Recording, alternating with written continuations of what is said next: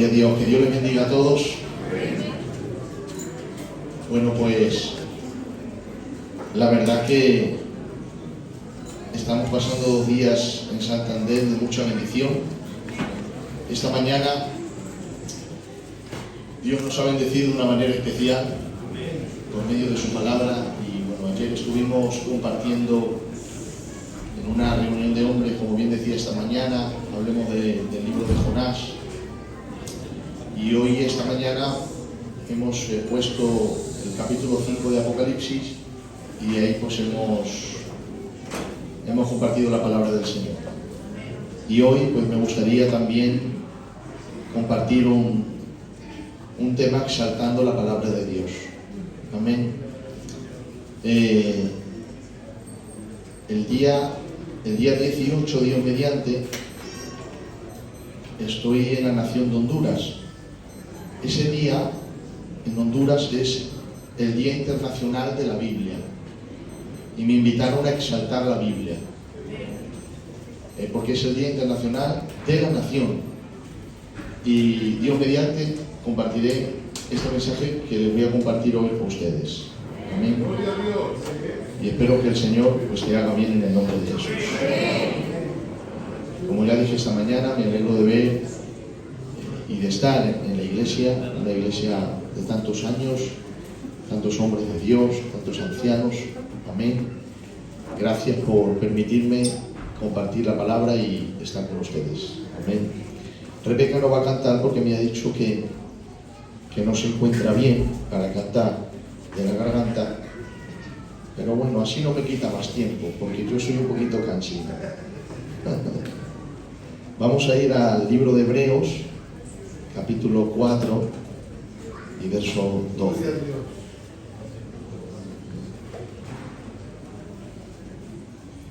Hebreos 4:12. Leemos en el nombre del Señor. Porque la palabra de Dios es viva y eficaz y más cortante que toda espada de doble filo, y penetra hasta partir el alma y el espíritu, las coyunturas y los tuétanos, y discierne los pensamientos y las intenciones del corazón. Y no hay cosa creada que no sea manifiesta en su presencia. Antes bien, todas las cosas están desnudas y abiertas a los ojos de aquel a quien tenemos que dar cuenta. Cierra tus ojos, por favor, y rógale al Señor un minuto que te hable por medio de su palabra. Amén. Gloria a Dios. Gloria a Dios. Voy a pedir al tío Emilito, por favor, que me presente al Señor en oración. Señor, tú eres nuestro Dios y lo confesamos. Te agradecemos la oportunidad que tenemos de reunirnos para adorarte y bendecirte y de escuchar tu palabra a través de la boca de tu siervo. Señor, estamos necesitados de tu palabra que nos guíe, que nos ilumine, que nos exhorte, que nos consuele. Gracias, Señor, por tener a este matrimonio entre nosotros, que nos es de bendición. Te ruego que le facilites la palabra en su boca y que tu palabra en su boca nos sea de bendición, Señor. Gracias en el nombre de Jesús. Amén. Gloria al Señor. Bueno, el capítulo que hemos leído, 4:12 de Hebreos era posiblemente uno entre los 3 libros que más me gustan de la Biblia. Es uno de mis libros preferidos de la palabra del Señor. Este libro se escribió porque había una persecución muy grande contra los judíos que estaban aceptando el cristianismo. La persecución inclusive llevaba a la muerte. Entonces hay gente que tenía que entregar su vida por no negar al Señor y permanecer en la verdad de la doctrina de los apóstoles. ¿Qué es lo que ocurría? Que en esta persecución, pues algunos no se enfrentaban, sino que huían de ella, que es lo más normal del mundo. Huían de la persecución sin negar al Señor. De hecho, el autor a los Hebreos, en uno de los versos dice: el despojo de vuestros bienes sufristeis con gozo. ¿Por qué? Porque tenían que dejar sus casas e irse. Dejar las casas ahí, que la tomaran otros. El despojo de vuestros bienes sufristeis con gozo, sabiendo que tenéis una casa en los cielos. Había una persecución terrible. Claro, eso no quita de que en esta persecución, hermanos, había judíos que negaban al Señor, que estaban confesando a Cristo y negaban al Señor. ¿Cuál era la manera de negar al Señor? La manera era ir al templo, que todavía no estaba destruido, faltaba poquitos años para que Tito lo destruyese, pero todavía estaba en pie. Entonces el judío que quería pasar del cristianismo de nuevo al judaísmo por apostatar de la fe, iba al templo, sacrificaba una víctima, la sangre caía al suelo y aquel judío pisaba descalzo la sangre y confesaba en alta voz: esta es la sangre de Jesús, una sangre inmunda. Por eso el autor a los Hebreos dice que el que viola la ley de Moisés por 2 o 3 testigos muere irremisiblemente. ¿Qué castigo pensáis que merecerá al que pisoteare al Hijo de Dios y tuviese por inmunda la sangre del pacto? Lo decía precisamente por esto, porque el judío, para negar a Cristo, sacrificaba a la víctima, pisaba la sangre y decía: esta es la sangre de Jesús, una sangre común que no tiene poder para perdonar los pecados. Entonces, ¿qué es lo que hace el autor a los Hebreos? Que no se sabe quién lo escribió. Este hombre de Dios que escribió esta epístola se la envió a los judíos que estaban siendo perseguidos por el cristianismo. La intención de él, ¿cuál era? Mostrarles por las profecías y por la Biblia de que no retrocediesen del cristianismo al judaísmo, sino que permaneciesen en el cristianismo. Porque el mensaje último de Dios no es el judaísmo, el mensaje último y final de Dios es el cristianismo. Cristo es la puerta que nos lleva al cielo, Cristo es el reposo, Cristo es la tierra verdadera prometida, Cristo es el sumo sacerdote que está intercediendo por su pueblo, y esto es lo que se propone a enseñar el autor a los Hebreos. Por eso, si te das cuenta, todo el libro de Hebreos es una comparación del Antiguo Testamento con Cristo. ¿Y por qué él hace eso? Porque él les quiere enseñar de que no vuelvan al judaísmo, que se queden en Cristo. Él es el camino, Él es la verdad, Él es la vida. Que se queden ahí, que no se mueven del mensaje de Dios. Por eso él empieza en Hebreos diciendo: Dios, habiendo hablado muchas veces y de muchas maneras a los padres por los profetas, en estos últimos tiempos nos ha hablado por el Hijo, a quien constituyó heredero de todo y por quien asimismo hizo el universo, en quien, siendo el resplandor de su gloria y la misma imagen de su sustancia, y quien sustenta todas las cosas con la palabra de su poder, habiendo efectuado la purificación por nuestros pecados. Ahí estaba defendiendo él la sangre de Cristo, estaba diciendo que él y su obra son capaces de purificar al pecador y de quitar el pecado. Habiendo efectuado la purificación de nuestros pecados, se sentó a la diestra de la majestad en las alturas, hecho tanto superior a los ángeles, por cuanto heredó más excelente nombre que ellos. ¿Por qué él hace una comparación entre Cristo y los ángeles? Porque aunque Moisés es el mediador del viejo pacto, quien entregó las tablas de la ley fue precisamente los ángeles. Así lo corrobora también el apóstol Pablo, y así también lo dice la Biblia. Entonces empieza primero a comparar a los ángeles con Cristo, y dice que Cristo heredó más excelente nombre que los ángeles. ¿Por qué? Porque a los ángeles se les llama ministros y llamas de fuego, pero del Hijo, ¿qué dice la Biblia? Le dio un nombre que es sobre todo nombre, para que en el nombre de Jesús se doble toda rodilla, de los que están en los cielos, de los que están en la tierra, de los que están debajo de la tierra, y toda lengua confiese que Jesucristo es el Hijo de Dios.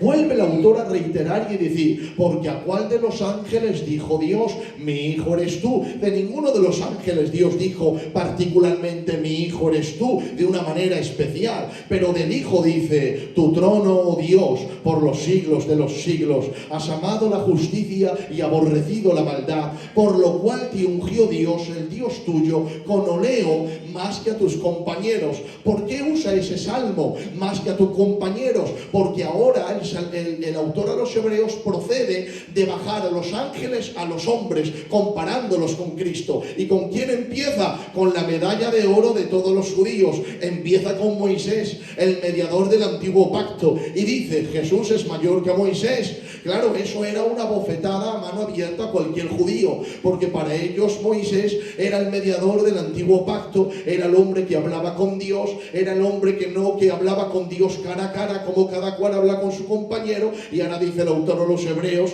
Cristo es mayor que Moisés. ¿Por qué? Porque Moisés fue fiel como siervo en la casa de Dios, Jesús fue fiel como hijo en toda la casa de Dios.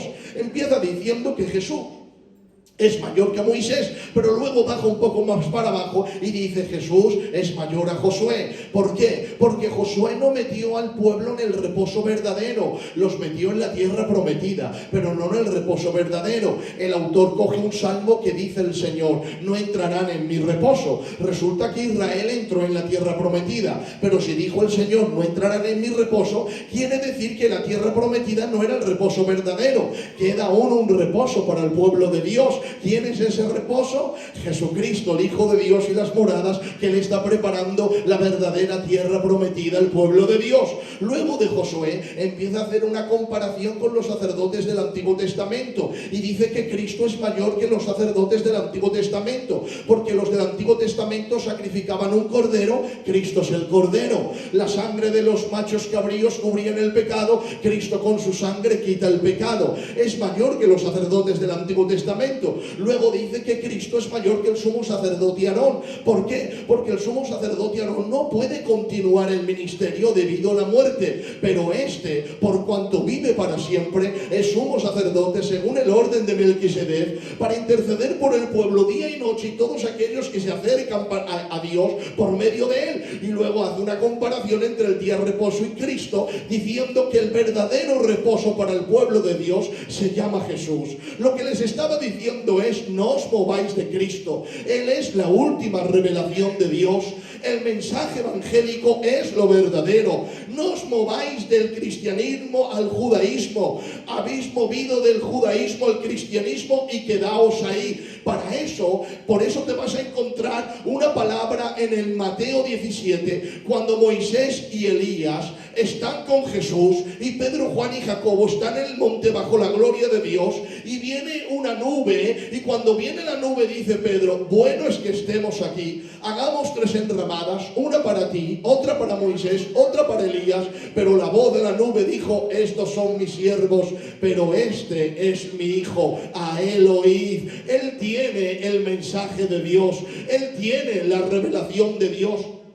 Jesucristo es el último mensaje de Dios. No existe otro mensaje que Dios nos pueda dar. Por eso Pablo dijo, me propuse no saber nada entre ustedes sino a Jesucristo y a este crucificado. La iglesia de Santander no nos hemos equivocado. Dios no nos ha engañado, nos ha entregado la verdad, nos ha entregado el mensaje de su Hijo Jesucristo, porque como Él no hay otro. Es de ahí de donde dije que si usted quisiera sacar un Jesús del Antiguo Testamento con tanta gloria, poder y unción como el del Nuevo, necesitaría un campeón como Josué, un profeta como Moisés, a 2 sacerdotes, Melquisedec y Aarón, a Judá y a Simeón, un hombre tan sufrido como José y un hombre que soporte tanto como Job, un anciano con tanta fe como Abraham y un joven con tanta fuerza como Sansón, un hombre que profetice tanto como Jeremías y un hombre que tenga tanta revelación como Daniel, un guerrero como Gedeón, un valiente como David, un sabio como Salomón. Y no solo esto, sino también el arca, el propiciatorio, los 2 querubines, el cordero sin mancha, el ave mojado en sangre, el sacerdote que sacrifica el ave, el pan sin levadura, el cordero de la Pascua, las ofrendas levíticas,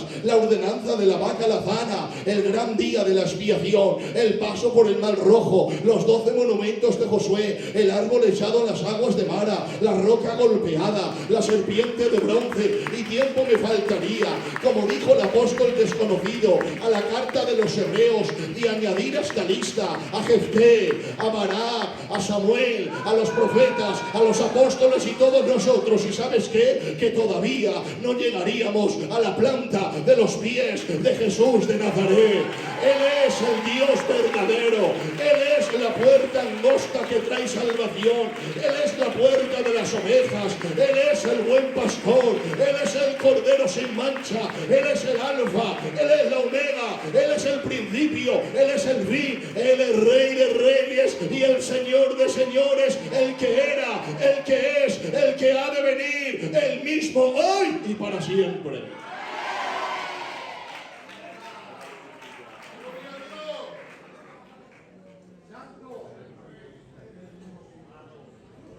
Aleluya. No hay nadie como Jesús.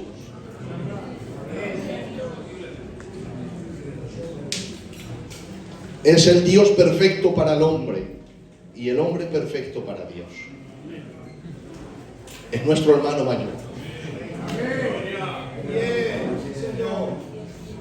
Claro, desde esta perspectiva veo que el libro de Hebreos es una comparación entre el Antiguo y Jesús. De hecho, es una comparación entre los sacerdotes ministrando en el santuario terrenal y Cristo proclamándose sumo sacerdote según el orden de Melquisedec, ministrando en el santuario celestial. Entonces, cuando yo leo la palabra de Dios es viva y eficaz y más cortante que toda espada de doble filo, tengo que saber a qué espada se hacía referencia. El apóstol no estaba haciendo referencia a la espada de Grecia, que era la espada intelectual, ni la espada de Roma, que era la espada opresora. Estaba haciendo referencia a la espada sacerdotal, porque la espada sacerdotal estaba afilada por ambos lados, porque en el día de la Pascua al cordero no se le podía sacrificar el hueso, no se le podía romper el hueso. Por eso Cristo, que murió en el día de la Pascua como el cordero pascual, dice la Biblia que intentaron romperle los huesos y el Señor no lo permitió, para que se cumpliese lo dicho por el Señor: no se le romperá hueso suyo. Está haciendo referencia a que la espada del sacerdote penetra en la víctima, pero el Evangelio penetra en el corazón del ser humano. No tengo temor a predicar el Evangelio, pues no está en mí el poder, está en el mensaje evangélico. Por eso te vas a encontrar por qué nuestros ancianos iban a predicar a sitios donde gente le da miedo entrar, porque no iban en su poder, tenían el mensaje evangélico que contiene el poder de Dios. Por eso decía el apóstol: porque no me avergüenzo del Evangelio, porque es poder de Dios para salvación a todo aquel que cree. De la misma manera que cuando la espada del sacerdote sacrificaba a la víctima, así es la palabra de Dios, entra y penetra y parte el alma y el espíritu y discierne los pensamientos y las intenciones del corazón. Cuando la palabra de Dios entra, es entonces cuando la vida de Dios se reproduce o se siembra allí en el corazón de una buena semilla que ha escuchado la palabra. Entonces el autor de los Hebreos está diciendo que el mensaje evangélico tiene más poder que la espada del sacerdote. El cordero fue sacrificado, el poder está en el mensaje, el hombre solamente tiene que proclamarlo. El mensaje penetra y parte el alma y el espíritu. ¿Qué mensaje puede hacer eso? Partir el alma y el espíritu. El alma y el espíritu son partes inmateriales del hombre. Es que este mensaje no es psicología humana, este mensaje no es motivacional, este mensaje viene del cielo, es un mensaje espiritual que está fundamentado en el hecho histórico de que Cristo murió, resucitó y volverá por la iglesia. Y dentro de esta materia, este mensaje es espiritual, penetra hasta partir el alma y el espíritu, las coyunturas y los tuétanos. Y cuando alguien recibe este mensaje, el Jesús histórico y heredado por medio de tus padres, se convierte de la noche a la mañana en todo para ti. Has venido a la iglesia, el mensaje ha sido predicado, la palabra ha entrado dentro de ti y no sabemos lo que ha hecho Dios dentro de ti. Aquella operación espiritual que el Cristo que lo respetabas por herencia se convierte en una revelación para ti. Y ahora Jesús se convierte en el amor de tu vida. En el proceso de la vida cristiana vas a tener altas y bajas, pero cada foro de tu cuerpo y célula más íntima de tu ser ahora gritarán: yo amo a Jesús, yo adoro a Jesús, no puedo vivir sin Jesús. Esto lo ha hecho el mensaje de la palabra de Dios. Por eso la iglesia puede quitarse muchas cosas, pero nunca el libro de Dios. Porque si quitas el libro de Dios, no habrá conversión. Es la espada del Espíritu la que produce conversión en los corazones. Ahora bien, entonces el autor de los Hebreos dice que la Biblia es espada, pero si nos vamos a Santiago capítulo 1, dice el apóstol: el que oye la palabra pero no la hace, es semejante al hombre que considera su rostro en un espejo pero cuando se va se olvida de cómo es su rostro. Pero el que mira a la perfecta ley, la de la libertad, no siendo oidor olvidadizo, sino hacedor de la obra, será feliz en lo que hace. Mirad, hermanos, no te hace feliz oír a Dios. Te hace feliz obedecer a Dios. Cuando uno ha nacido de nuevo por la palabra y tiene un tiempo en su vida que no obedece a Dios, es la persona más miserable de todo el universo. Donde esté, está intranquilo, no está feliz. El que oye la palabra y no la hace, semejante es al hombre que mirándose en el espejo y yéndose un ratito de él, se olvida de cómo es. Pero el que oye la perfecta ley, la de la libertad, no siendo oidor olvidadizo, sino hacedor de la obra, será feliz en lo que hace. Es más, la señal de haber recibido la espada de la palabra es mirarla en el espejo y querer cumplirla. No hay nada más triste en esta vida que irse al infierno desde el banco de una iglesia. ¿Sabes qué? Los que escuches todos los días la palabra de Dios y no permitir que la palabra entre como espada y reproduzca la vida de Dios allí. Le escuché decir al tío Tucho hace años que Jesús dijo que en el infierno el pecador crujirá los dientes. ¿Por qué? Porque algunos dirán, lo tuve tan cerca. Pero el que recibe la palabra, obedece la palabra.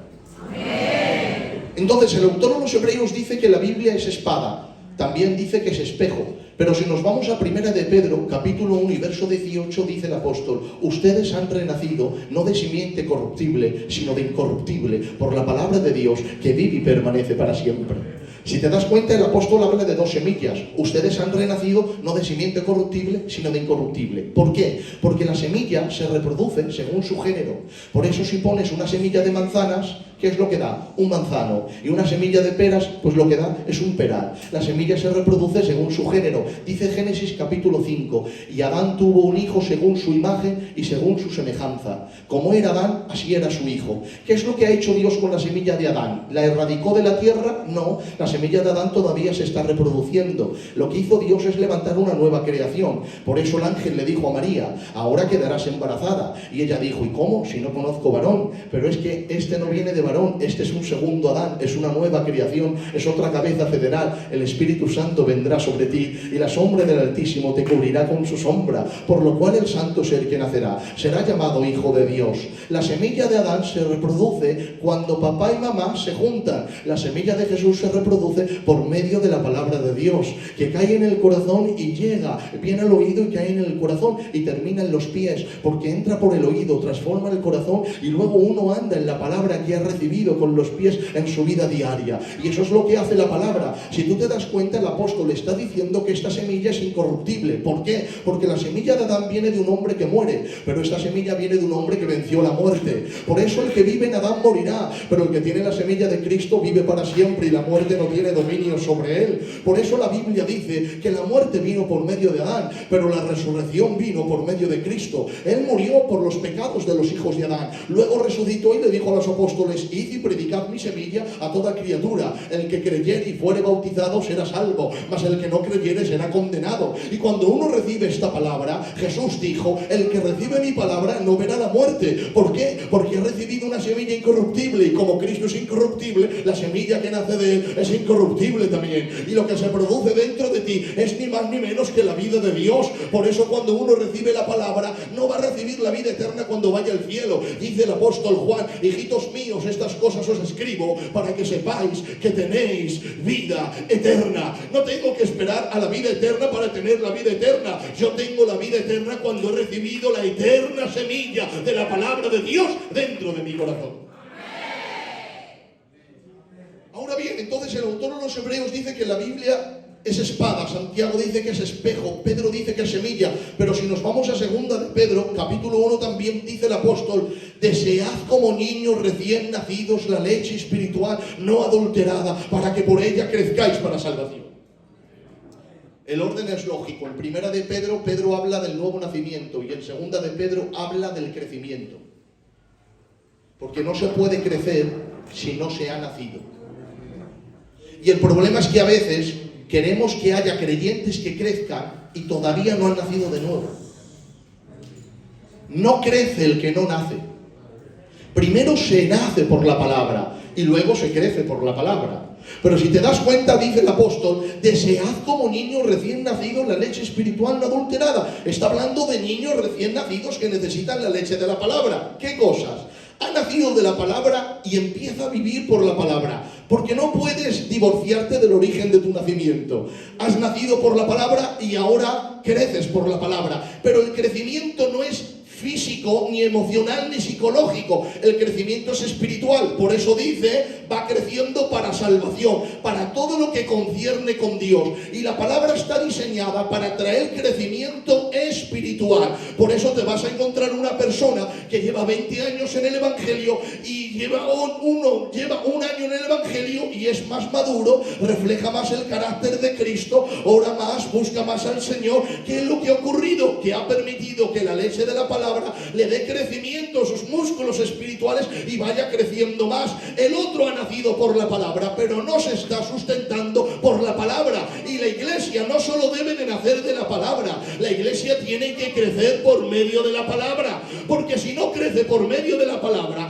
va a crecer por medio del ambiente, va a crecer por medio de los cultos, va a crecer por medio de la psicología, va a crecer por medio de lo que le enseña el mundo. El creyente verdadero, su crecimiento viene de Dios y no del mundo, tiene que venir de Él, porque hay un crecimiento que es de Dios y otro que no es de Dios. El que es de Dios viene sola y exclusivamente de la palabra de Dios.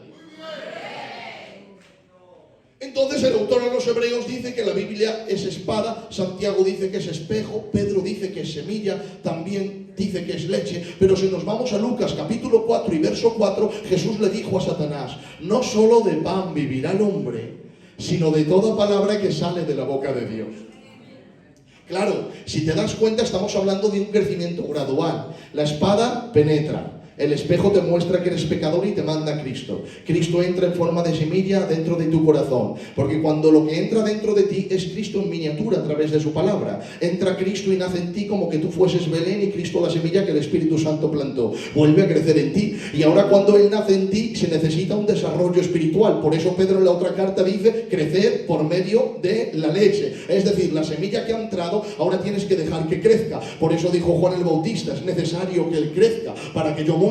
Y el apóstol Pablo dijo en Gálatas, cuánto me angustio hasta que Cristo se ha formado en vosotros. Cristo había entrado como la gestación de una mujer que recibe la semilla y ahora se tiene que formar. Y nosotros debemos permitir que el Espíritu de Dios reproduzca al Cristo que ha entrado en medio de la palabra en forma de semilla dentro de nosotros y nos hemos convertido en una Belén pequeña donde ha vuelto a nacer el Hijo de Dios y ahora empezamos a crecer por la palabra. Pero no solo empezamos a crecer porque hemos nacido y bebemos la leche, sino que ahora tenemos que comer el pan, porque un niño de un año bebe la leche, pero cuando ya tiene 2, 3, 4 años es cuando empieza a comer pan. Estamos hablando de un crecimiento gradual, todo es a través de la palabra, ella como espada que penetra y deja la semilla, y entonces hay una lucha para el nuevo nacimiento. Al final te muestra que eres pecador y vienes a Cristo. Cristo es sembrado como semilla y nace en ti como que fueses Belén, y Cristo ha vuelto a nacer, y ahora bebes la leche de la palabra que es Cristo en comunión con Él, pero te has vuelto un poquito más mayor y se ha convertido en pan.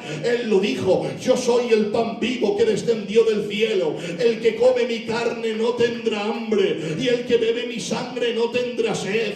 Vuestros padres comieron el maná y murieron, pero esta es la vida que yo daré al mundo. Mi cuerpo lo daré por la vida del mundo. Si te das cuenta, Cristo se compara con el maná, porque cuando los hebreos recibieron el maná lo llamaron de esta forma, ¿qué es esto? Y cuando Cristo vino a la tierra, ¿qué decían de Él? ¿Quién es este que el mar le obedece? ¿Quién es este que ha recibido tanta sabiduría? No sabían quién era y Él venía del cielo. Es como maná, que el verdadero maná que el Padre trajo del cielo a la tierra. Pero no solo representa el maná en el significado misterioso de qué es esto, sino que cuando el Señor enviaba el maná a las 5 de la mañana, se levantaba un padre de lunes a martes, y cuando se levantaba cogía una pieza por familia. Si cualquier padre no quisiese levantarse al otro día y cogía una pieza más, la pieza que sobraba entraba en putrefacción y empezaba a criar gusanos. Se comía su pieza, pero quería comerse la otra pieza y ya había entrado en putrefacción. ¿Qué es lo que entra en putrefacción y cría gusanos? Un cuerpo cuando se muere. Por eso el maná de lunes a martes, si no cogías la ración diaria, para el martes ya estaba gusanada, porque entraba en putrefacción. Pero dijo el Señor, el viernes coger doble ración para toda la familia. Y los hebreos dijeron, Señor, ya hemos visto que de un día para otro entra en putrefacción. Y el Señor dijo, no os preocupéis, que de lunes de viernes a sábado, el viernes os coméis vuestro cacho, y el sábado tranquilos, cuando os levantéis os coméis el cacho que habéis cogido, que no entrará en putrefacción, porque yo conservaré el pan. Por eso Cristo, como el maná verdadero, murió un viernes, fue sepultado un sábado, y dice el Salmo 16, no dejarás que tu santo vea corrupción. No entró el cuerpo en putrefacción ni crió gusanos, y el domingo por la mañana Dios lo resucita como el pan vivo que ha descendido del cielo, y todo aquel que come el pan no tendrá hambre jamás.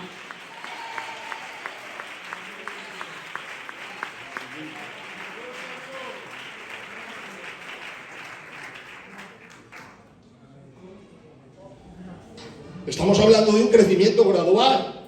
Cristo como espada, Cristo como espejo, Cristo como semilla, Cristo como leche, Cristo como pan. Todo eso por medio de la palabra y la acción del Espíritu. Por eso, donde no se depende del Espíritu, no se glorifica a Jesús y no se predica de la palabra, no puede haber nuevos nacimientos. No puede haber edificación espiritual. El reino de Dios no está allí, aunque se reúnan alrededor del nombre de una religión. Dios se mueve por medio de su palabra, glorificando a su Hijo por la acción del Espíritu. Entonces el libro de Hebreos dice que es espada, Santiago dice que es espejo, Pedro dice que es semilla, también dice que es leche, Jesús dice que es pan. Pero si nos vamos a Hebreos capítulo 5 y verso 14, dice, qué pena que después de tanto tiempo tenéis necesidad de leche y no de alimento sólido, porque el que bebe la leche es inexperto en la palabra de justicia, pero el que come carne es señal de que ha crecido y sus sentidos están ejercitados en el discernimiento del bien y del mal. Si tú te das cuenta, Jesús dijo que era pan, pero el apóstol Pedro dijo que era leche, porque es leche para el que ha nacido de nuevo, es pan para el que ha crecido un poco, y es carne para el maduro. Sigue siendo la misma palabra, no se ha divorciado el nacimiento del crecimiento, porque no nos podemos divorciar de Dios. La vida cristiana depende de Dios para su nacimiento, su desarrollo y su crecimiento. Y si no dependemos de Dios, la imagen de Cristo no se va a reproducir en nosotros. Pero qué gloria tiene la palabra, que Juan 3:16 vale para un recién convertido y para un hombre que tiene 40 años en el Señor. Es verdad que aunque la verdad es la misma, la profundidad de la verdad no es la misma, porque uno lo acaba de recibir como pan, otro lo ha recibido como leche, y otro ha descubierto en sus 40 años el amor que Dios tiene por cada uno de sus hijos, los tratos que Dios tiene para cada uno de sus hijos. La verdad de la palabra se amolda a tu crecimiento sin torcer su verdad. Dios nunca falsea su verdad, Dios no rebaja su verdad, Dios no cambia su verdad, sigue siendo verdad, pero se amolda al crecimiento de la iglesia. Por eso, cuando uno sube aquí al púlpito, yo puedo expresarme de la manera que quiera, y el Espíritu de Dios interpretará lo que Él quiera decir a tu corazón de acuerdo a tu crecimiento. Él está ministrando a su pueblo por medio de su palabra, y está proclamando la verdad a los creyentes que están aquí por medio de su palabra. A uno se le enfoca de una manera y a otro se le enfoca de otra. No es que la otra manera sea diferente de verdad a la otra, sino que se le dará para que éste pueda digerirla, y eso lo estamos viviendo a diario. Una persona recién convertida se goza en la palabra con una persona de 40 años de evangelio. La profundidad de la verdad no es la misma, pero la verdad sigue siendo la misma, que está edificando la vida del creyente. Entonces la Biblia dice que en Hebreos es espada, Santiago dice que es espejo, Pedro dice que es semilla, también dice que es leche, Jesús dice que es pan, Hebreos dice que es carne. Pero si nos vamos a Jeremías capítulo 23, le dice Dios al profeta, no es mi palabra como martillo que golpea la piedra. Si tú te das cuenta, hermanos, no dice que su palabra moldea, sino que rompe la piedra. Porque el creyente es comparado a un vaso de barro que Dios lo moldea. Y el corazón del inconverso es comparado con una piedra muerta que necesita ser golpeado por la palabra de Dios. Y es que si hay algo que golpea y rompe el corazón, como la palabra es el martillo de la palabra del Señor. Ella golpea el corazón del incrédulo, lo rompe, lo hace pedazos. Y cuando el martillo de la palabra golpea y la espada penetra, ahí entra la palabra de Dios. Por eso necesitamos el mensaje de Dios diariamente. Debemos de escuchar la palabra de Dios diariamente. No podemos olvidarnos de la palabra de Dios, porque ella es como espada penetra, y ella como espejo nos muestra nuestro pecado, y ella como semilla nos hace nacer de nuevo, y ella como leche fortalece nuestra vida espiritual, y ella como pan fortalece nuestra vida delante de Dios, y como pan revela la verdad en su profundidad, pero como martillo golpea aquel que esté duro y que esté apartado y que su corazón esté apartado delante de Dios. Entonces Hebreos dice que es espada, Santiago dice que es espejo, Pedro dice que es semilla, también dice que es leche, Jesús dice que es pan, Hebreos dice que es carne,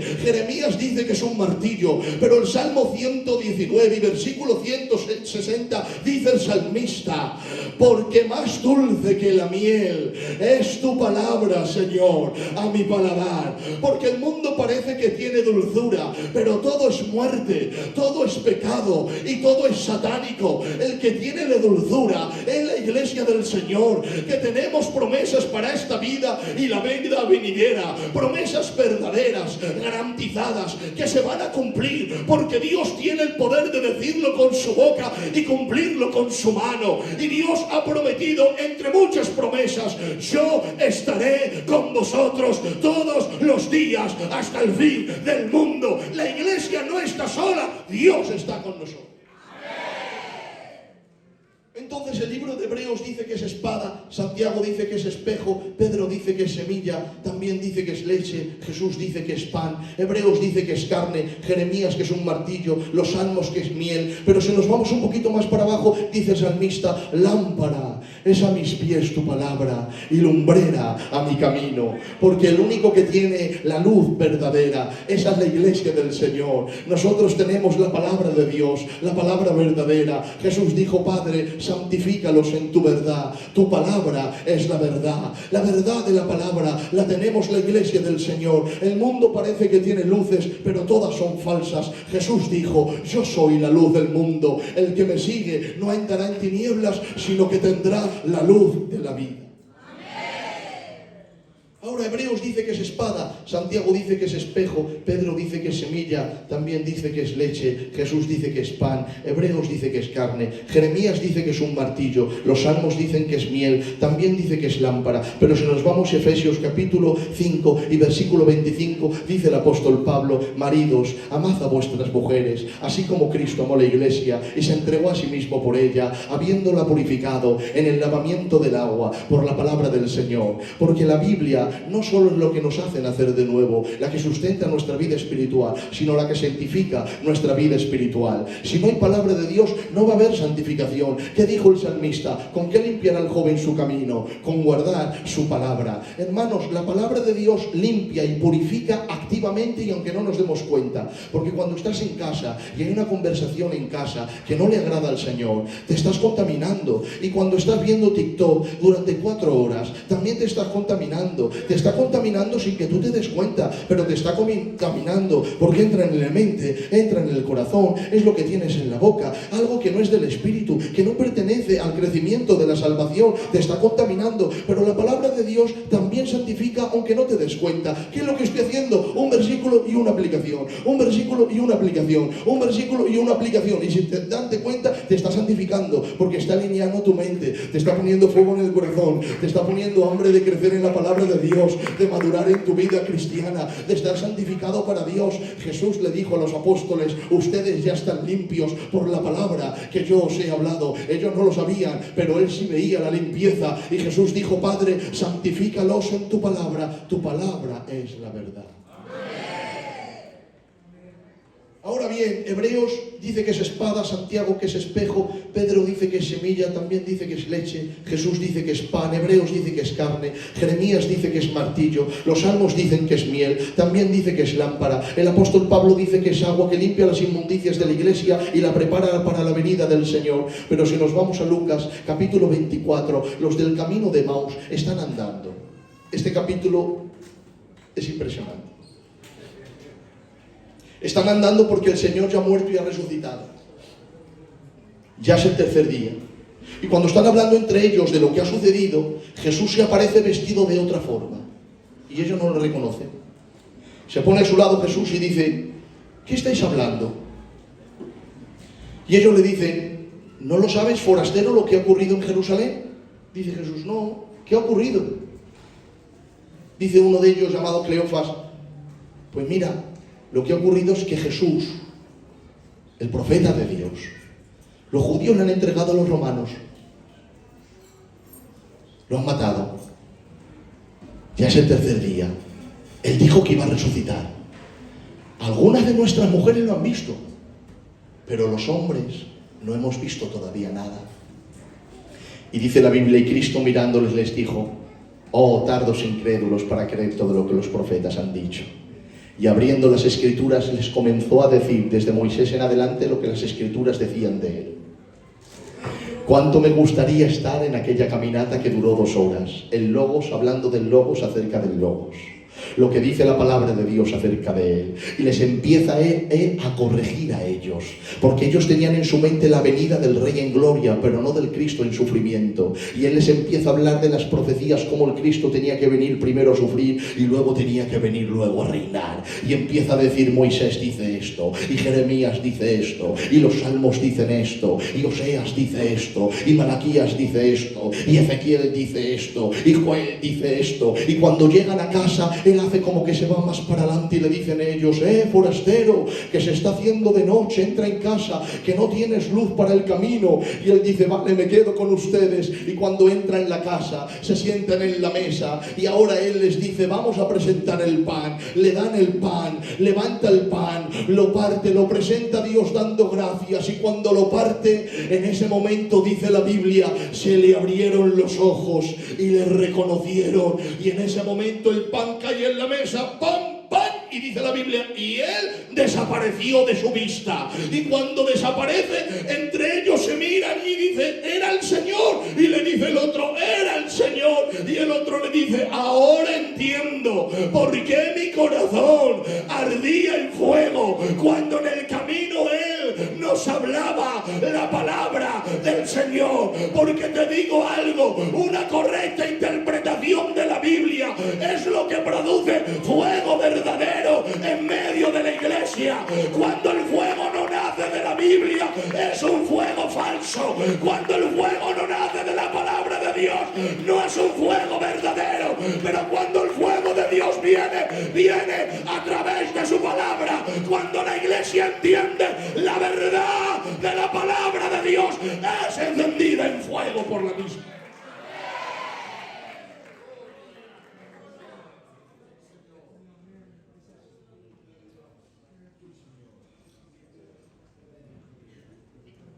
Yo me pregunté, leyendo este capítulo, dije: Señor, cuando ellos no sabían que eras tú, estabas con ellos. Y cuando ellos sabían que eras tú, desapareces. Pues no es mejor estar con ellos ahora que saben quién eres. Y es como que me dijese, no que me dijese porque yo no escucho la voz del Señor: Pedro, ellos ya sabían dónde estoy. ¿Y dónde estabas? Ya se lo dije en el camino. Estoy en Isaías, estoy en Jeremías, estoy en Isaías, estoy en Oseas, estoy en Joel, estoy en Abdías, estoy en Jonás. Mirad, creo que a veces buscamos a Cristo de una manera muy mística. Él se ha escondido aquí.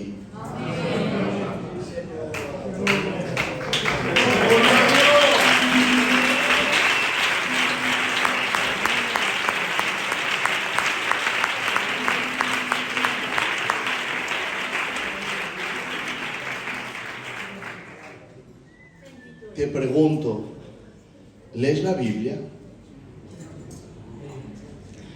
Algunos tienen tanto polvo en su Biblia que se puede escribir encima de ella condenación.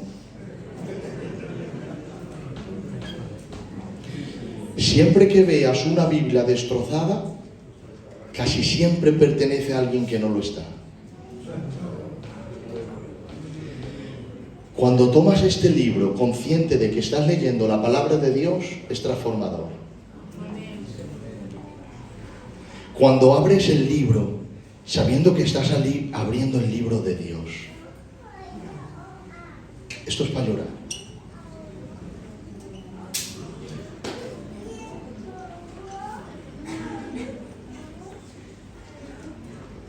Necesitamos su palabra. Amén. 3 continentes, más de 40 autores, 1500 años fabricando Dios un libro para que ahora no le hagamos caso. ¿Lo ves bien eso? Yo no lo veo bien. Y creo que Dios tampoco. ¿Puedo seguir un poquito más? Amén. Dice el autor, es vida. No dice tiene vida. Es que es de locos esto. No dice tiene, dice es vida. Ahora, ¿qué produce la vida? Vida. Por eso el que recibe la palabra recibe vida. Pregunto a la iglesia del Señor, ¿cuál es la señal de la vida? El movimiento. Todo lo que está vivo se mueve. Mirad, lo que os voy a contar, creo que eso le ha pasado a todo el mundo. El último hijo que tuve, mi Enrique, va a hacer 3 años. Y cuando era más pequeñico, por la noche me venía a mi pensamiento que le ha pasado algo al niño. Yo creo que le ha pasado a todo el mundo. Y te levantas y te acercas donde él. Todo el mundo encendemos la luz del baño para que haya un poquito de claridad y apagamos todas las luces. Tenemos algo que ver, no mucho, pero algo. Cuando yo me acerco para ver que está bien, ¿dónde creen ustedes que me fijo? En su barriga. Porque si él respira y se mueve la barriga, entonces digo, el niño está bien y me voy a dormir tranquilo. Porque si se mueve es porque está vivo. La señal de la vida es el movimiento. Cuando uno recibe la palabra, recibe la vida de Dios. Y la señal es el movimiento de la vida de Dios dentro de ti. Por eso, hermanos, no digo actividad religiosa, porque hay gente que puede tener actividad religiosa sin tener la vida de Dios. La actividad religiosa es por fuera, el movimiento de Dios es por dentro. Por eso hay gente que se ha bautizado hoy y mañana ha negado a Cristo y se ha ido al mundo. ¿Y qué ha pasado? ¿Se ha desconvertido? No, es que nunca tuvo al Señor, porque no tuvo movimiento dentro de él. Pero cuando alguien tiene movimiento dentro de él y tiene la vida de Dios, se enfada con una persona, se va a la casa, se echa en la cama, una vuelta a la izquierda, otra vuelta a la derecha, una vuelta a la izquierda. ¿Qué está pasando? La vida de Dios que no le deja dormir. Se está moviendo la vida de Dios dentro de él, porque cuando uno recibe la palabra, recibe vida de Dios, y esa vida va a luchar con la vieja vida que has recibido, que has heredado de tus padres, de tu costumbre, de tu cultura, y se va a abrir camino. Por eso la Biblia dice que la palabra de Dios es como una semilla, y es que no hay nada más poderoso que una semilla. Mira la carretera y vas a ver que pasó un tráiler y la carretera no se rompe, y un tráiler pesa toneladas pero no la rompe. Mira el borde de la carretera y la vas a ver agrietada y un poquito de hierba. Lo que no ha hecho el tráiler con el peso, la ha hecho la pequeña semilla con la vida. Se ha abierto camino, ha roto el asfalto. Por eso la disciplina no produce la vida de Dios, ni tampoco las administraciones humanas, ni un tráiler que pase por ti. Pero cuando la semilla de Dios es sembrada, la vida de Dios entra dentro y hay movimiento. Se abre la vida de Dios en medio del asfalto de tu cultura, de tu pecado, y aquí florece la planta de la vida de la palabra de Dios en ti. Ahora bien, el que recibe la palabra recibe vida, y el que la cree recibe identidad. Mirad, hermanos, no tomo yo la creencia de mi vida del ambiente, sino de la fuente. Y la fuente es la palabra. ¿Qué es lo que tengo? La iglesia tiene que conocer su identidad. ¿Qué es lo que tengo? Hay gente que disfruta porque tiene un chalet o tiene un coche. Y Dios te lo bendiga. Pero lo que la iglesia tiene es mayor que todo eso. Pues dice la Biblia, no habéis recibido el espíritu de esclavitud para estar otra vez en temor, sino que habéis recibido el espíritu de adopción por el cual clamáis, Abba Padre.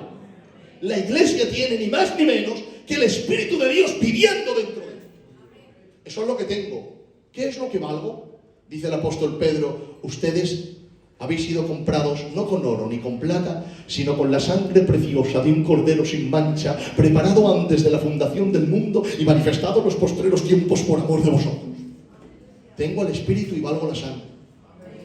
Uno puede decirme, pero Pedro, ¿eres tan importante que Dios ha derramado su sangre por ti? No, soy tan pecador que Dios, para salvarme del pecado, derramó su sangre.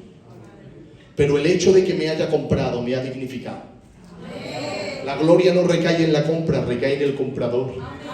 Me ha comprado Él, hermanos, el cordero sin mancha.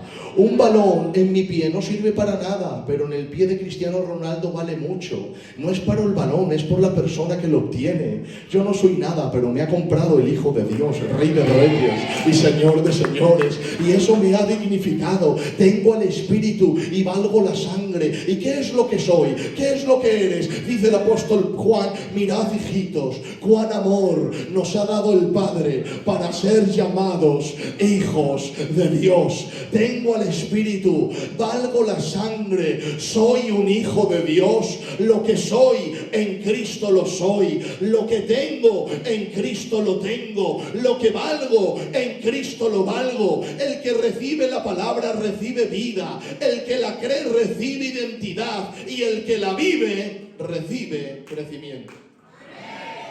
Me podrás decir, hermano Pedro, para recibir la vida tengo que recibir la palabra y la identidad tengo que creerla. ¿Y para el crecimiento?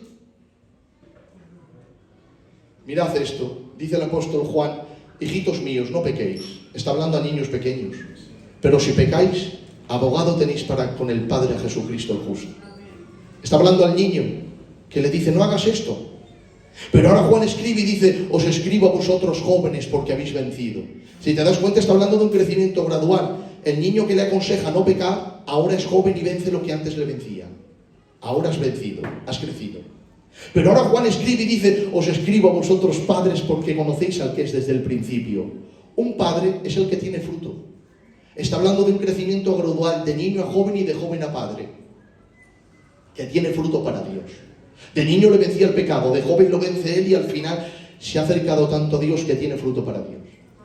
Pero ahora Juan escribe al revés y dice, os escribo a vosotros padres porque conocéis al que desde el principio. Os escribo a vosotros jóvenes porque amáis al Padre. Y os escribo a vosotros hijitos porque conocéis al Padre. Y yo digo, vamos a ver, Juan, aquí hablas de niño a joven y de joven a padre, crecimiento. Pero aquí hablas de padre a joven y de joven a niño, ¿de crecimiento? No, Pedro. Aquí estoy hablando de niño a joven y de joven a padre porque Dios quiere tu crecimiento. Pero la señal del crecimiento en el mundo natural es la independencia. Crece un águila, se va de su madre. Crece un león, se va de su madre. Cuando yo era pequeño, mi padre me daba todos los días 500 pesetas. Encendía la luz y no la apagaba. Abría la nevera sin tener hambre y dejaba la nevera abierta. Ya luego crecí, me casé y tenía mi casa. Ahora no enciendo la luz, ahora la apago. Y para abrir la nevera, pues tengo que tener hambre real y verdadera. ¿Por qué? Porque ya no paga las cosas mi padre, ahora las pago yo. La señal de crecimiento en el mundo natural es la independencia. Por eso cuando ves una persona que tiene 50 años y todavía está a la vera de su padre, dices tú, ¿por qué está ocurriendo aquí? Porque cuando uno crece se independiza. Eso es en el mundo natural. Pero Juan habla de niño a joven y de joven a padre porque Dios quiere tu crecimiento. Y luego habla de padre a joven y de joven a niño porque Dios quiere tu dependencia. Es decir, no puedo nacer de Dios y luego independizarme de Él. Como tengo tantos años de ministerio, tengo tantos años de creyente, ya puedo andar yo por mi sabiduría, por mi experiencia. No, hermanos, Dios ama tu crecimiento, pero no ama tu independencia. Crece hasta llegar a ser un padre en el Señor. Pero depende de él como un niño pequeño. Entonces el que recibe la palabra recibe vida, el que la cree recibe identidad y el que la vive recibe crecimiento. Por eso Dios le dijo a Jerusalén: Jerusalén, Jerusalén, tu origen y tu nacimiento es de la tierra de Canaán, tu padre Morreo y tu madre Tea. Jerusalén no sabía de dónde era ni de dónde venía, pero vino Dios con su palabra y le dio identidad. Ahora Dios procede a contarle su pasado, un pasado oscuro. Digo, Señor, ¿le estás avergonzando con el pasado? No, es que primero le dio identidad. Es que el que sabe lo que es ahora en Cristo, su pasado no le afecta. Por eso le dijo: en cuanto a tu pasado, no fue cortado tu ombligo ni umbilical, ni fuiste lavada con agua para limpiarte, ni salada con sangre envuelta en fajas, ni hubo ojo que se compadeciese de ti para tener de ti misericordia, sino que fuiste arrojada sobre la faz del campo con menosprecio de tu vida el día de tu nacimiento, hasta que pasé yo junto a ti, dice Jehová, y te vi envuelta en tus sangres y te dije: vive, Jerusalén, vive. ¿Te das cuenta? Le dio identidad y le dio vida. Y ahora dice: y cuando te dije vive, te hice multiplicar como la hierba del campo, por lo cual creciste, Jerusalén, creciste, Jerusalén. ¿Te das cuenta? Porque el que recibe la palabra recibe vida, el que la cree recibe identidad y el que la vive recibe crecimiento. Pero esta Jerusalén tuvo un problema, esta Jerusalén tuvo un problema. ¿Cuál era el problema? Que cuando empezó a crecer, ya no quiso crecer de acuerdo a Dios. Y dice la Biblia: yo te calcé, yo te vestí, yo te puse brazaletes, yo te di mi hermosura, pero tú creciste, Jerusalén. Había una especie de crecimiento de Dios y hubo un momento que se independizó para crecer ella. Cuando se vio grande, hermosa, dijo: ahora puedo andar en mis caminos. Entonces Dios le dijo: quitarle la hermosura que es mía y el calzado que es mío y quitarle los brazaletes que es mío también, para que se dé cuenta que la vida, el crecimiento y la belleza no venían de ella, venía de mí, que la escogía ella.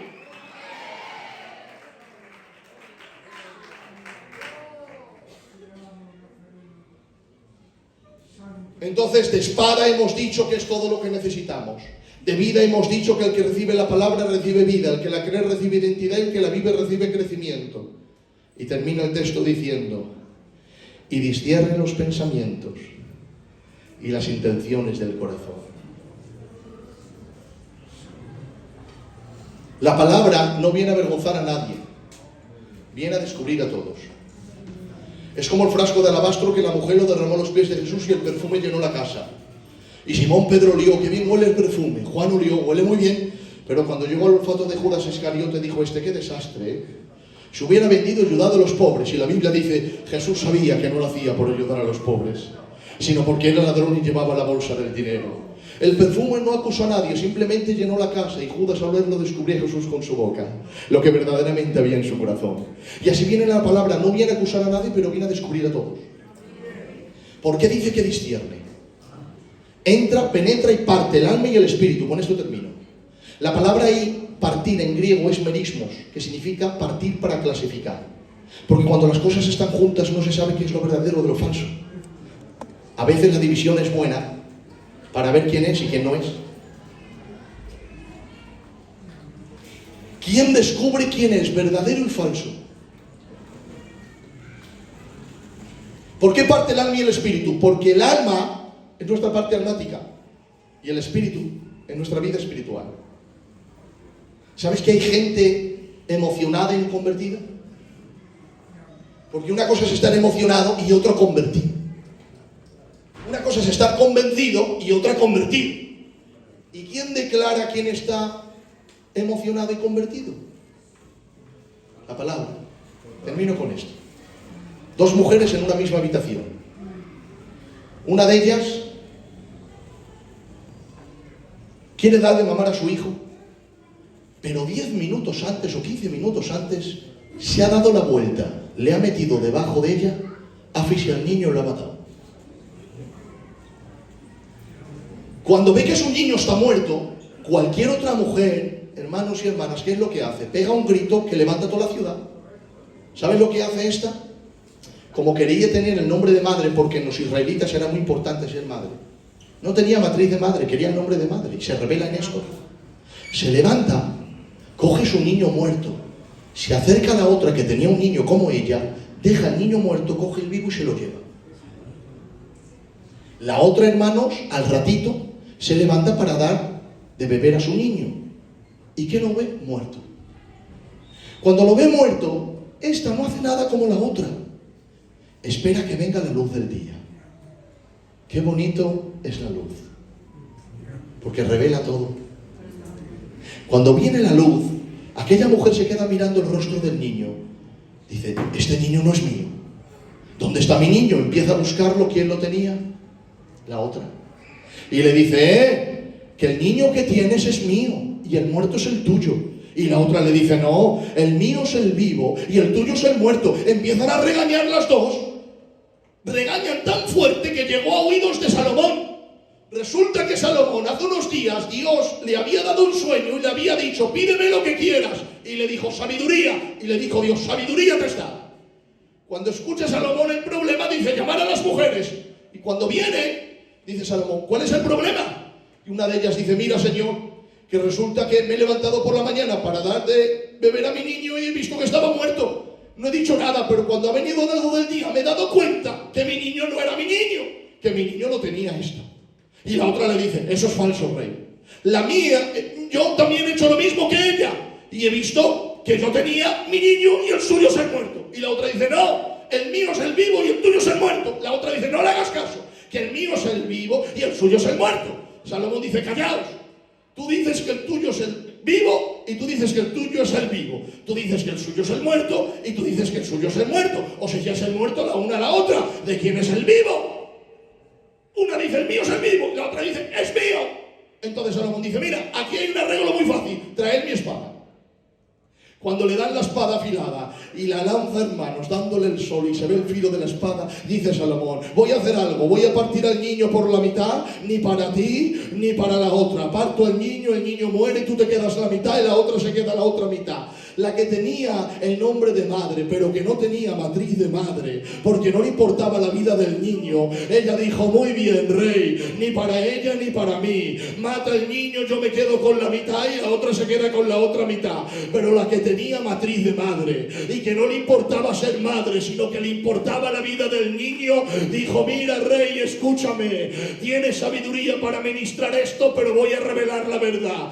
Yo soy la falsa madre, ella es la verdadera madre. Darle el niño a ella porque yo no soy su madre. Según le estaban dando el niño a la otra, lo vio crecer en décimas de segundo, vio su pedido, vio su casamiento, vio sus hijos. No le llamaban abuela, él tampoco le llamaba madre, pero no le importaba. Las entrañas se le conmovieron por dentro. Lo que esta madre quería no era tener el nombre de madre, sino que el niño viviese, desarrollase y viviese en medio de Israel.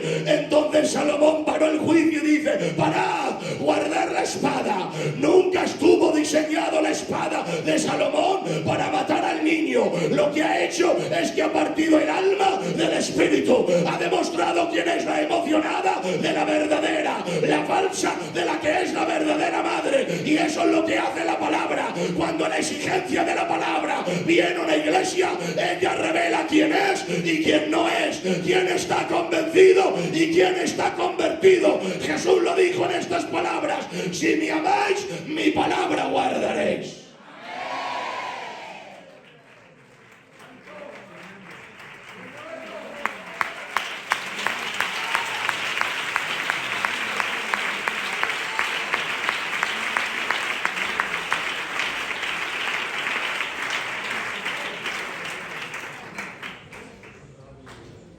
Necesitamos su palabra. Amén.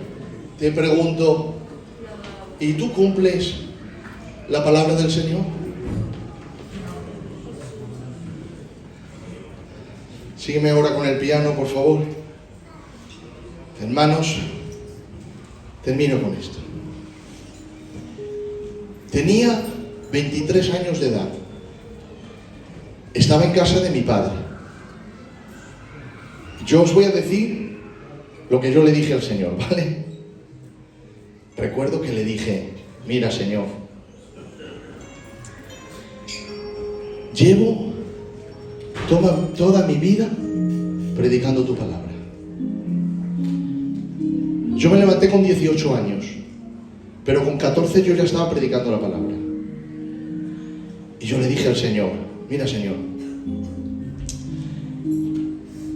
con 23 años el Señor ya me lanzó entre el pueblo. Entonces ya prediqué en muchos sitios de España. Por eso os he dicho que os voy a decir lo que le dije al Señor. Y tengo que contarlo porque si no, no tiene sentido. Yo le dije, mira Padre, si esto de predicar fuese por ser famoso, yo no quiero predicar. ¿Qué adelanto yo que a mí me conozca un gitano de Cádiz? Eso a mí no me hace ni más ni menos. Es una tontería, una bobada. Señor, si yo predico tu palabra, es porque quiero ver resultados de ella. Y saber que tú obras a través de ella. Que restauras vidas, casas, matrimonios, que salvas a los pecadores. Señor, si no va a ser así, pues yo no quiero predicar tu palabra. Hermanos, créanselo. No sé si pasó 5, 10 o 15 minutos, no lo sé. Lo que yo sí sé es que sonó el teléfono. ¿Sí? Hermano Pedro, sí, yo noté que era la voz de un vecino. Era la voz de un vecino, lo noté. Digo, sí, soy yo. Dice, ¿me conoces? Le dije, pues no. Te voy a hacer una pregunta, dígame. Joven, ¿me regalas tu Biblia? Digo, sí. Esa pregunta me la hicieron hace 10 años. Yo tenía 14 años. Iba por Gran Vía a la 1 de la noche y un hombre me pidió la Biblia. Y me dice, Pedro, ese hombre era yo.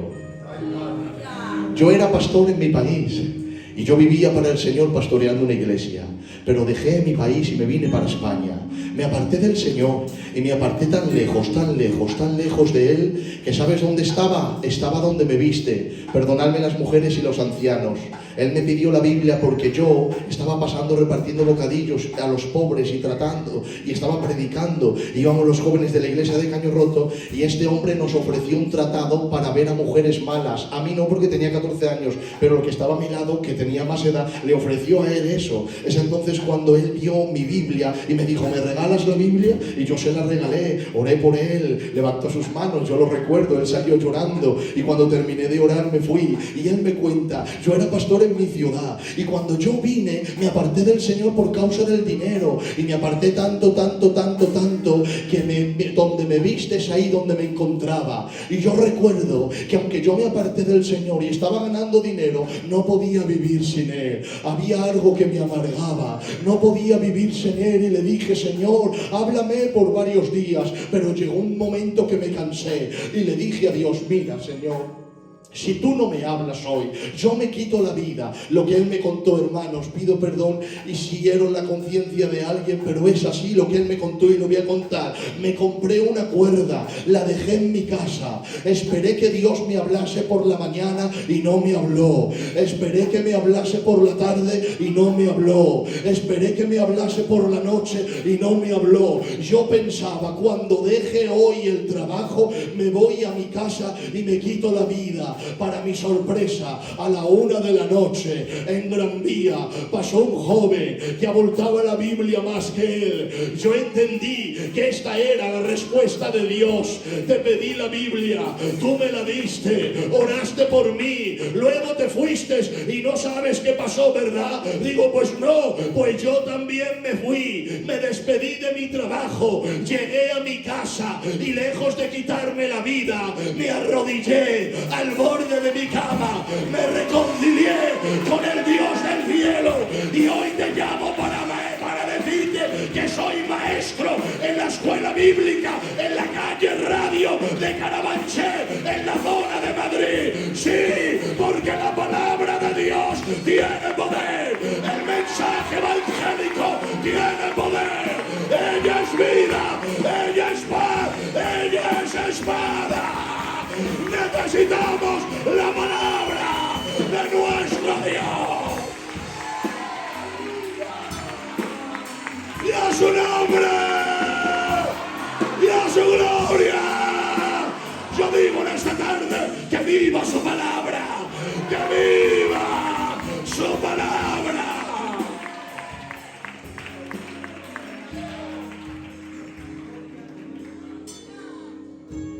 Dale Dale un aplauso al Señor. Gloria a Dios. Amén.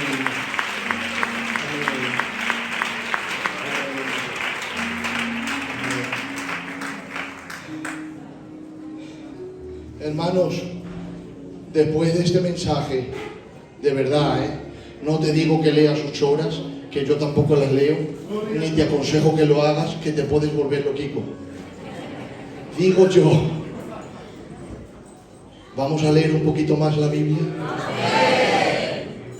para obedecerla, para amarla, para vivirla. ¿Ama su palabra? Decía el salmista, ¿cuánto ama tu siervo tu palabra? La palabra del Señor. ¿Te ha hecho bien este mensaje? De verdad que ha sido una bendición estar estos 2 días en Santander con ustedes, compartir lo que el Señor ha puesto en mi corazón. Aleluya. Espero de corazón que el Señor nunca deje de traerme por estos sitios, en iglesias que saben oír la palabra del Señor. Iglesia de Dios, termino con esto. Algún día moriré y algún día morirás y pasarás al reino. Imagínate que detrás de una nube aparece por primera vez en tu vida Jesús de Nazaret. Y le ves toda la vida aquí adorándole y de momento le ves. Y ves el brillo de sus ojos y escuchas el soniquete de su voz.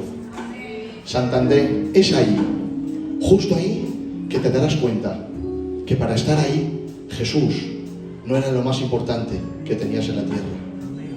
Jesús era lo único que tenías. Que Dios les bendiga a todos. Un placer haber estado aquí. El Señor les bendiga poderosamente.